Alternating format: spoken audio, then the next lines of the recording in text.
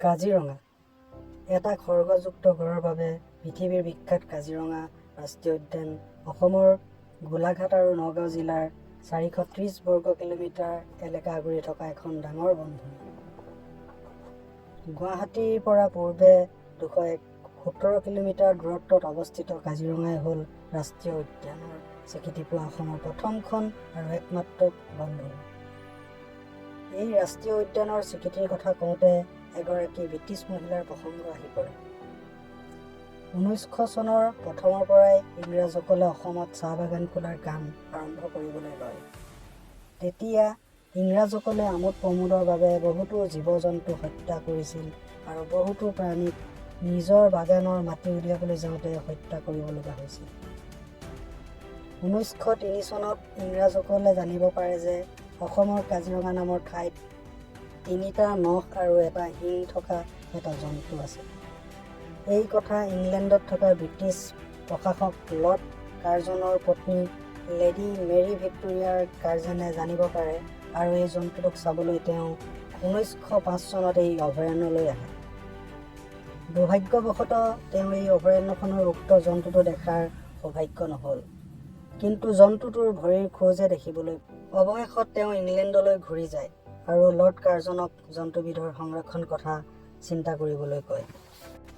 ফলস্বৰূপে লৰ্ড কাৰ্জনে পত্নীৰ অনুৰোধ ৰক্ষা কৰি 1905 চনৰ 1 মে'ৰ পৰা 223 কিলোমিটাৰ মাটিকালি সামৰি অভয়াৰণ্যক সংৰক্ষিত বনাঞ্চল হিচাপে ঘোষণা কৰিবলৈ আগ্ৰহ প্ৰকাশ কৰে।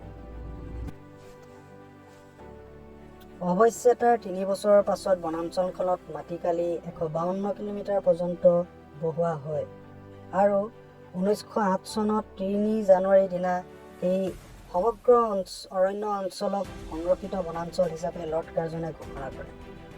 1916 চনৰ 10 নৱেম্বৰত ইয়াক মৃগয়া বনৰ প্ৰমোদ উদ্যান হিচাপে ঘোষণা কৰা হৈছিল যদিও মৃগয়া শব্দটোৱে চিকাৰৰ বৈধতা সূচোৱাৰ বাবে 1950 চনত কাজিৰঙাক বন্যপ্ৰাণী অভয়াৰণ্য বুলি ঘোষণা কৰা হয়।